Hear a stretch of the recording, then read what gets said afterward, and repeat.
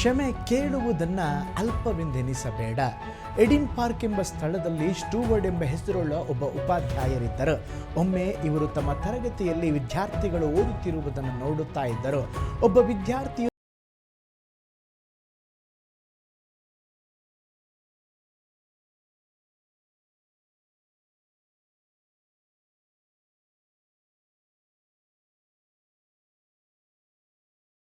ಎಲ್ಲ ವಿದ್ಯಾರ್ಥಿಗಳು ಸ್ತಬ್ಧರಾದರೂ ಆ ವ್ಯಕ್ತಿಗೆ ಬಲಗೈಯೇ ಇರಲಿಲ್ಲ. ಅದನ್ನು ಕಂಡಂಥ ಸ್ಟೂವರ್ಡ್ ಹೃದಯ ಒಡೆಯಿತು. ಅವನ ಕಣ್ಣೀರು ಬಿಟ್ಟನು. ಮೆಲ್ಲನೆ ಆ ವಿದ್ಯಾರ್ಥಿಯ ಬಳಿಗೆ ಹೋಗಿ ಅವನ ಹೆಗಲ ಮೇಲೆ ಕೈಯಿಟ್ಟು, ನನ್ನನ್ನು ಕ್ಷಮಿಸಿ ಬಿಡು, ನನಗೆ ತಿಳಿದಿರಲಿಲ್ಲ ಎಂಬುದಾಗಿ ಹೇಳಿದನು.